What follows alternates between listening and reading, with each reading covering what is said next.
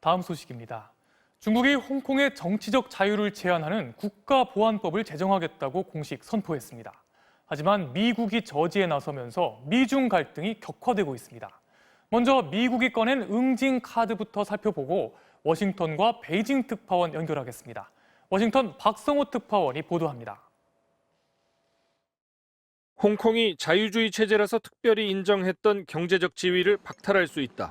백악관 국가안보보좌관이 중국에 대한 압박 수단을 공개했습니다. 그렇게 되면 중국 본토에 적용되는 것처럼 홍콩에 고율의 관세가 부과될 수 있습니다. 비자 발급도 제한됩니다.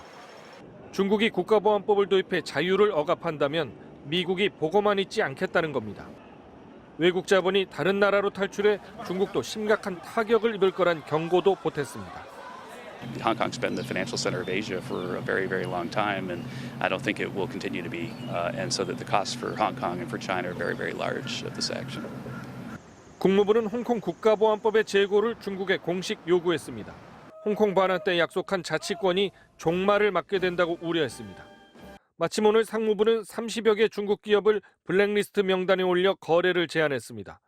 이 가운데 9개 조직은 첨단 감시체제 개발과 신장 위구르 지역의 이슬람교도 인권 탄압에 연루됐다고 밝혔습니다.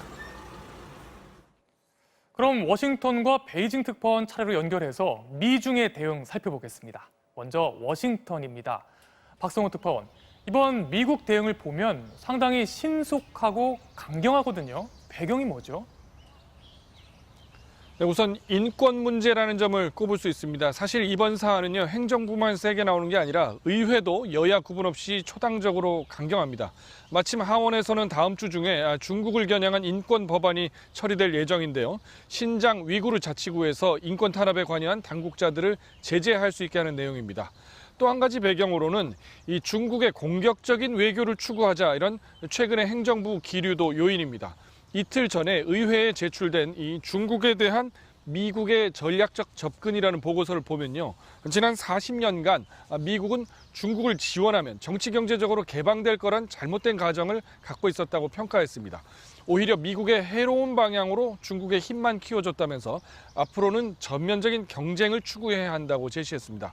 사실 그동안 행정부 내에는 무역 협상에 지장을 주면 곤란하니까 대중국 온건파도 있었습니다. 그런데 최근 중국의 코로나19 대처를 보고 이 온건파들마저 강경파에 동조하게 됐다고 이곳 언론은 분석했습니다. 지금까지 워싱턴이었습니다. 미국의 대응이 한동안 강경할 것 같네요. 그럼 여기에 맞서는 중국의 대응, 베이징 특파원과 얘기 나눠보겠습니다.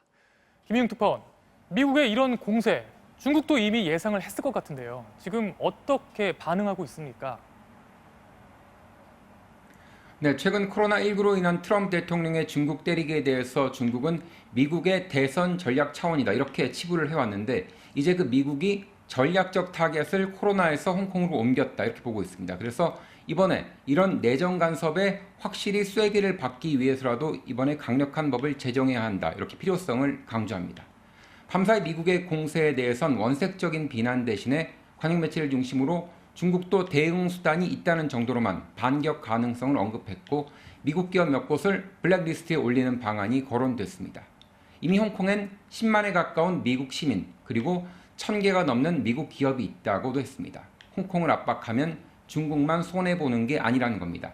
또 설사 홍콩이 타격을 입어도 중국 경제에 예전만큼 절대적 영향은 끼치지 못한다는 분석도 이 매체는 했습니다. 홍콩 문제에 양보는 기대하지 말라는 겁니다. 홍콩에선 내일 거리 행진이 예고돼 있습니다. 행사 명칭은 반악법 대행진입니다. 베이징이었습니다.